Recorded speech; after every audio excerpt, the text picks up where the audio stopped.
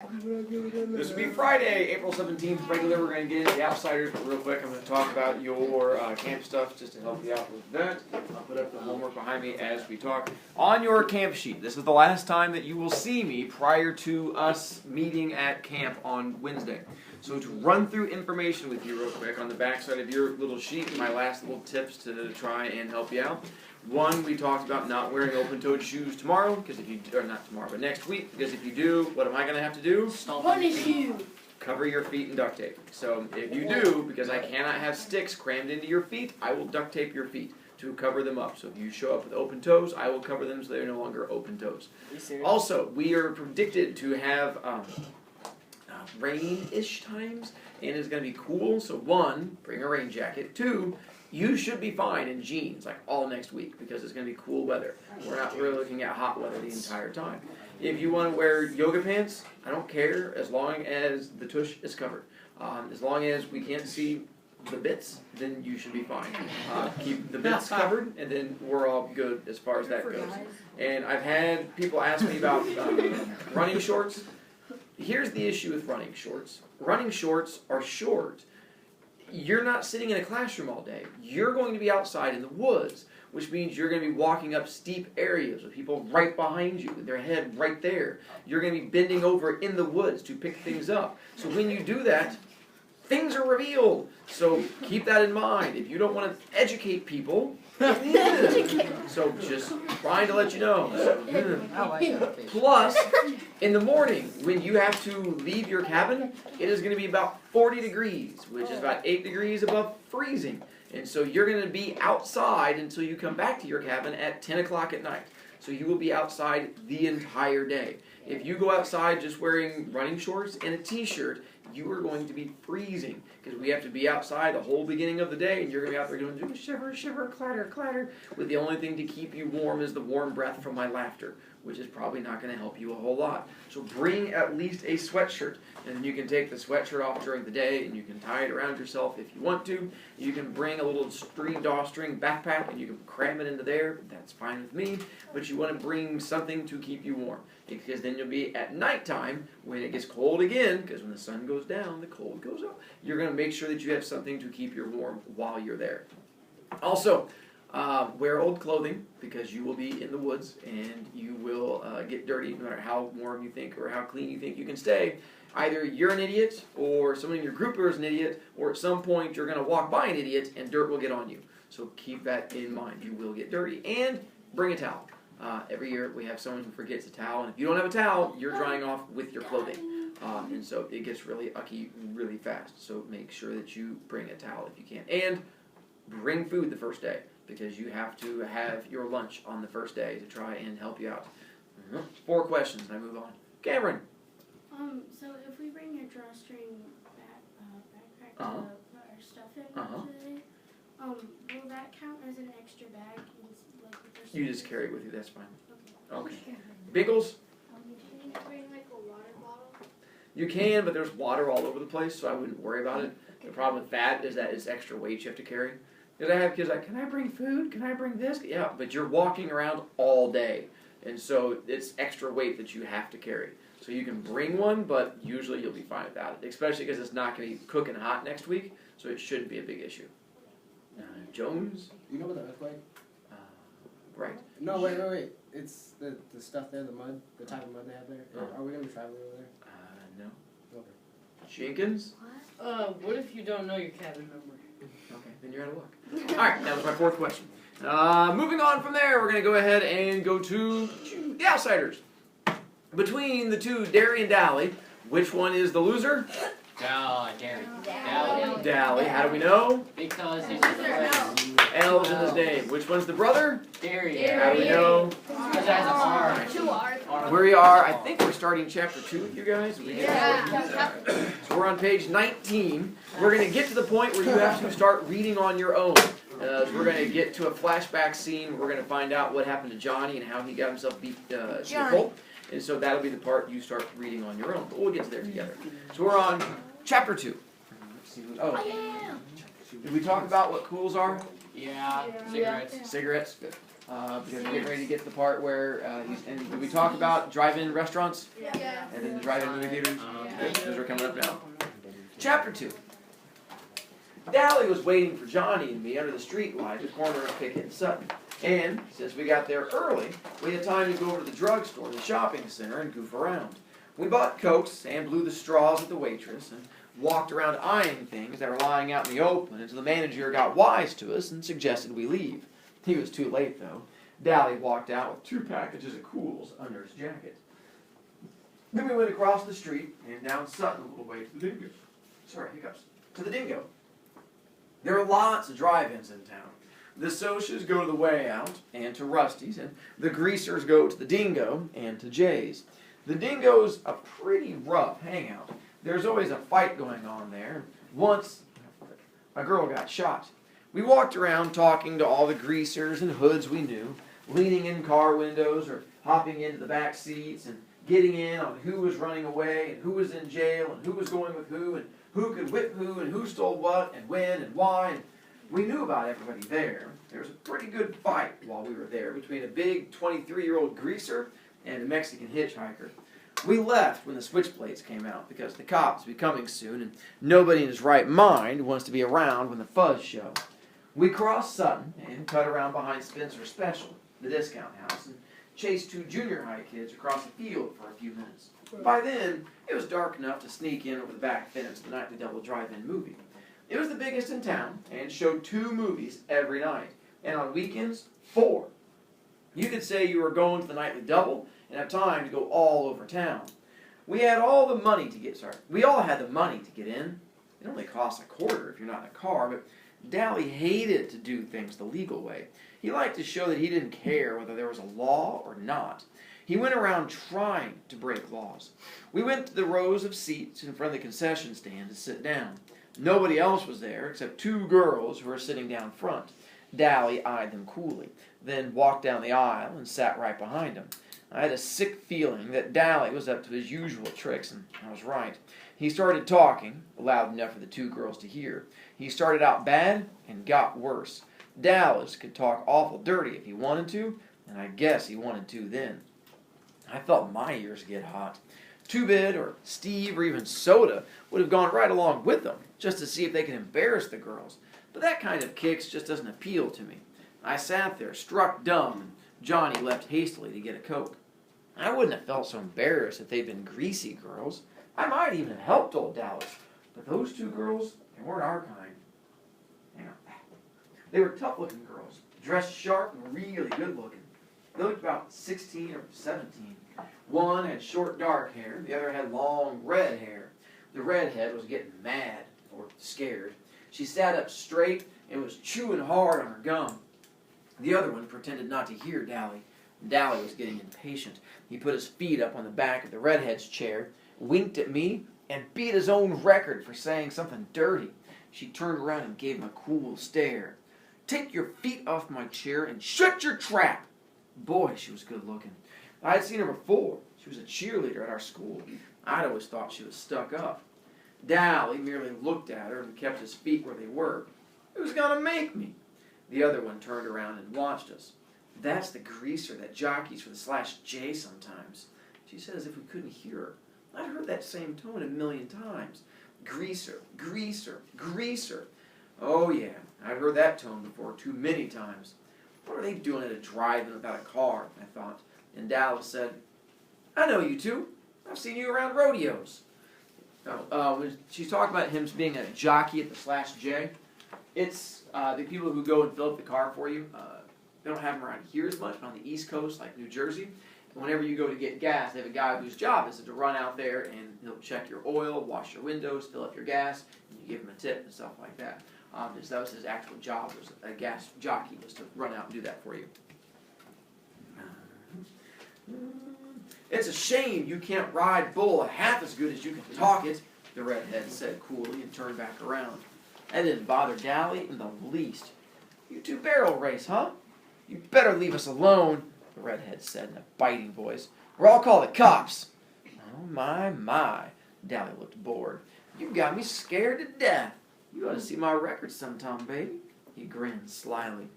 "Guess what I've been in for?" please leave us alone? Why don't you be nice? Leave us alone. Dally grinned roguishly. I'm never nice. Want a Coke? She was mad by then. I wouldn't drink it if I was starving in the desert. Get lost, hood. Dally merely shrugged and strolled off. The girl looked at me. I was half scared of her. I'm half scared of all nice girls, especially Socia's. Are you going to start in on us? I shook my head, wide-eyed. No. Suddenly she smiled. Gosh, she was pretty. You don't look the type. What's your name? I wish she hadn't asked me that. I hate telling people my name for the first time. Ponyboy Curtis. Then I waited for, you're kidding, or that's your real name? Or one of the other remarks I usually get. Ponyboy's my real name. Personally, I like it. The redhead just smiled. Well, that's an original and lovely name. My dad was an original person. I've got a brother named Soda Pop, and it says so on his birth certificate. My name's Sherry, but I'm called Cherry because of my hair. Cherry Valance. I know. You're a cheerleader. We go to the same school. You don't look old enough to be going to high school, the dark-haired girl said. I'm not. I got put up a year in grade school. Cherry was looking at me. Well, what's a nice, smart kid like you running around with trash like that for? I felt myself stiffen. I'm a grease, same as Dally. He's my buddy. Oh, I'm sorry, Pony Boy. Then she said briskly, your brother Soda Pop. Does he work at a gasoline station? A DX, I think? Yeah. Man, your brother's one doll. I might have guessed you were brothers. You look alike. I grinned with pride. I don't think I look one bit like Soda. It's not every day I hear Socias tell me they think my brother is a doll. Didn't he used to ride in rodeos? Saddle Rock? Yeah. Dad made him quit after he tore a ligament, though. We still hang around rodeos a lot. I've seen you two barrel race. You're good. Barrel racing, if you're not familiar with it, they do it at rodeos. They set large brown barrels up, and then it's like an obstacle course when you're riding the horse, and then you get timed, and you have to go around the barrels in like a certain pattern and stuff like that. So that's what they're talking about, the barrel racing. Thanks, Cherry said. And the other girl, who was named Marcia, said, how come we don't see your brother at school? He's not any older than 16 or 17, is he? I winced inside. I've told you I can't stand it that Soda dropped out. He's a dropout, I said roughly. Dropout made me think of some poor, dumb-looking hoodlum wandering the streets and breaking out streetlights. It didn't fit my happy-go-lucky brother at all. It fitted Dally perfectly, but you could hardly say it about Soda. Johnny came back then and sat down beside me. He looked around for Dally, then managed a shy hi to the girls and tried to watch the movie. He was nervous, though. Johnny was always nervous around strangers.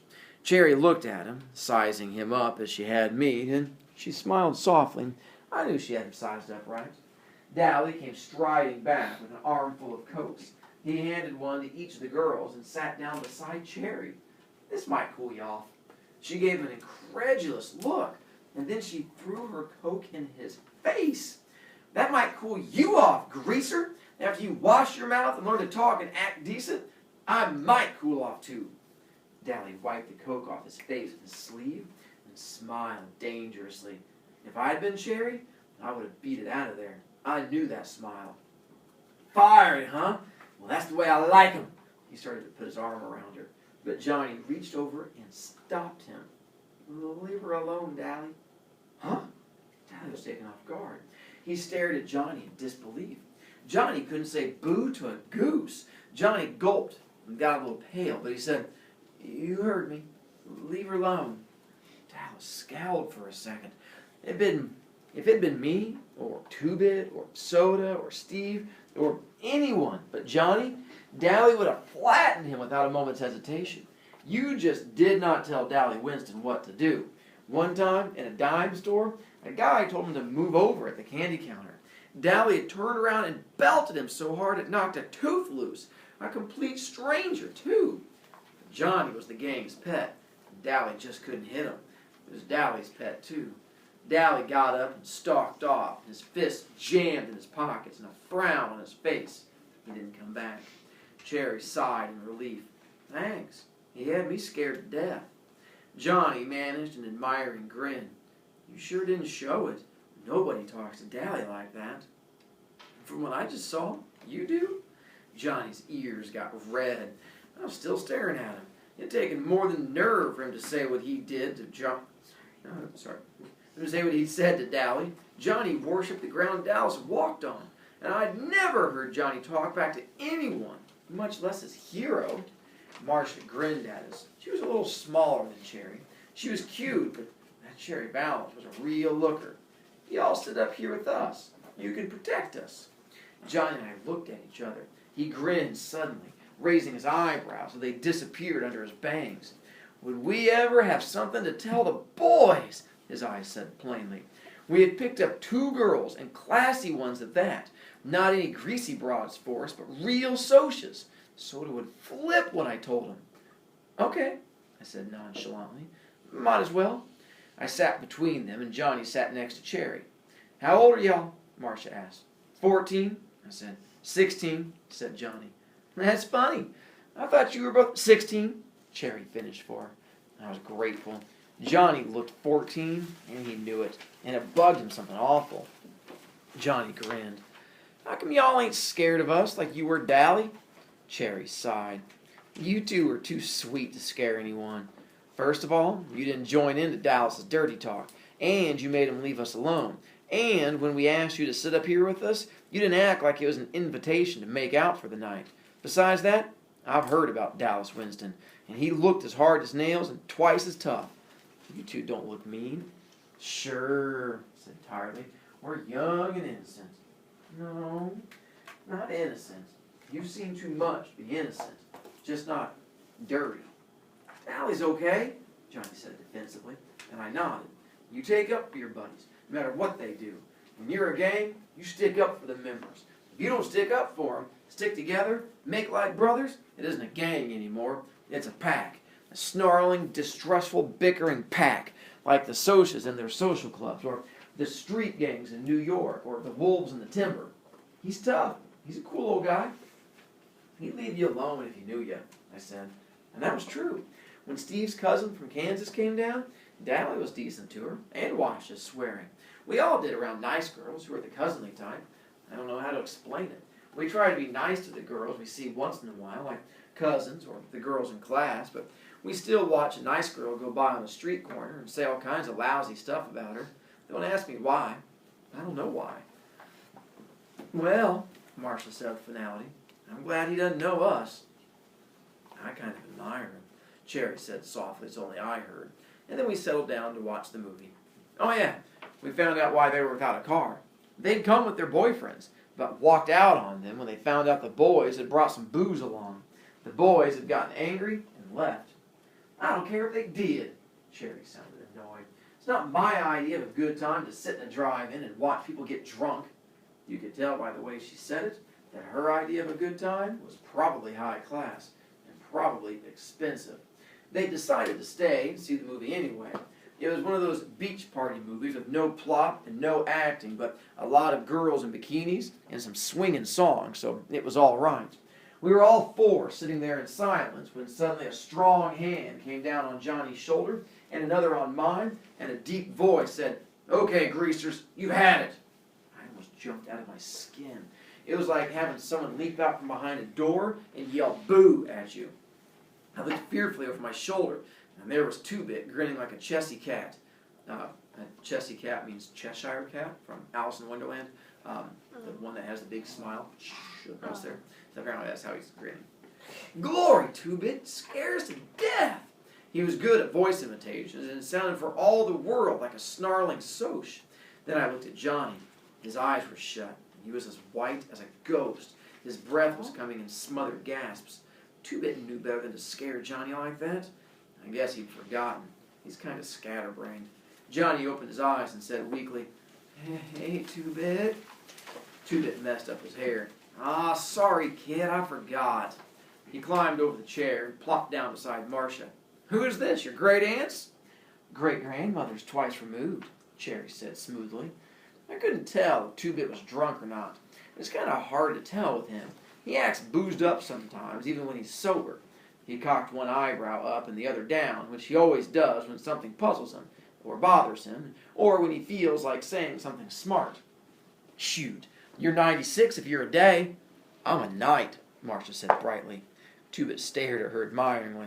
Brother, you're a sharp one. Where'd you two ever get to be picked up by a couple of greasy hoods like Pony and Johnny? We really picked them up, Marcia said. We're really Arabian slave traders, and we're thinking about Shanghaiing them. They're worth 10 camels apiece at least. 5, Two-Bit disagreed. They don't talk Arabian, I don't think. Say something in Arabian, Johnny Cake. Aw, cut it out, Johnny broke in.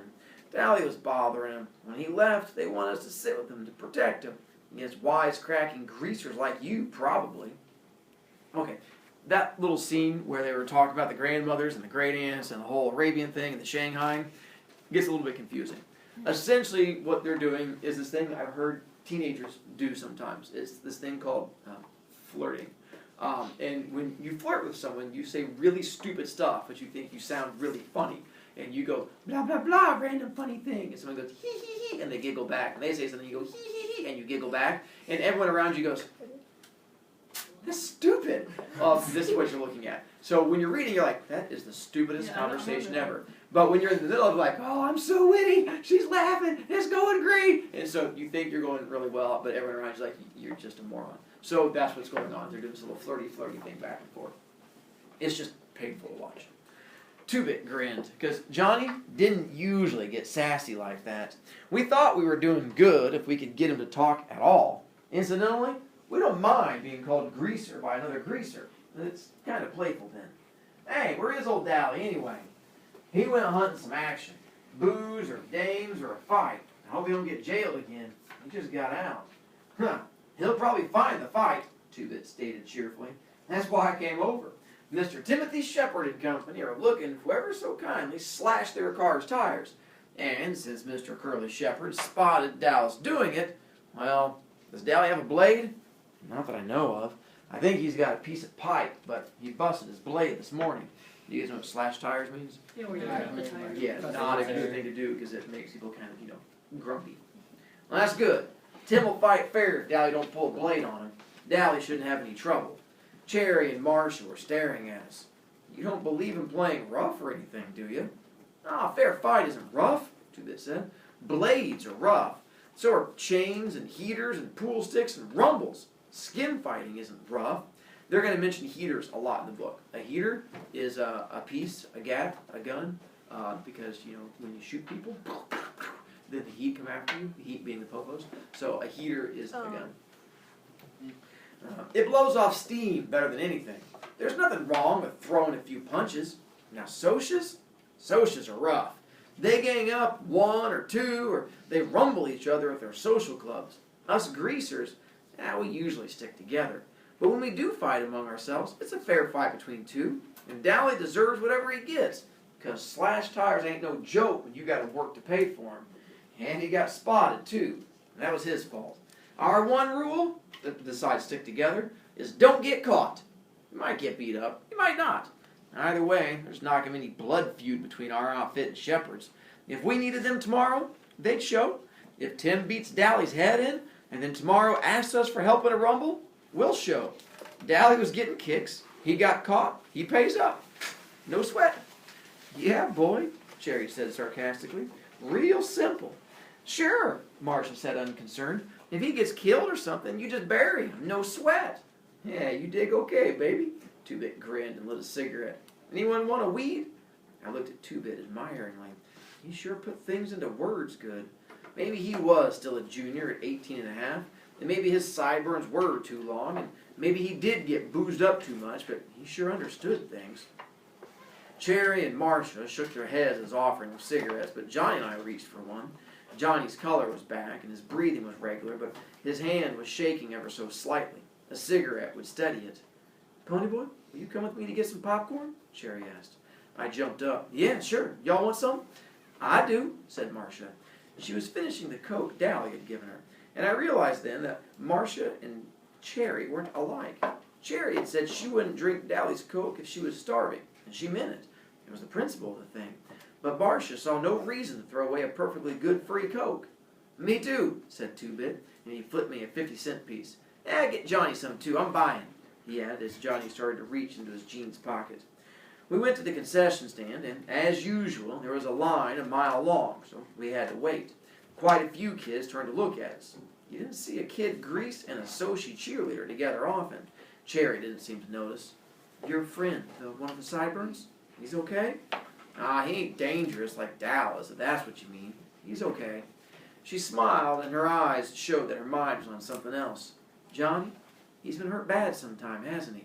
It was more of a statement than a question. Hurt and scared? It was the Socs, I said nervously, because there was plenty of Socs milling around, and some of them were giving me funny looks as if I shouldn't be with Cherry or something. I don't like to talk about it either. Johnny getting beat up, I mean. But I started in, talking a little faster than I usually do, because I don't like to think about it either. And I'll stop there.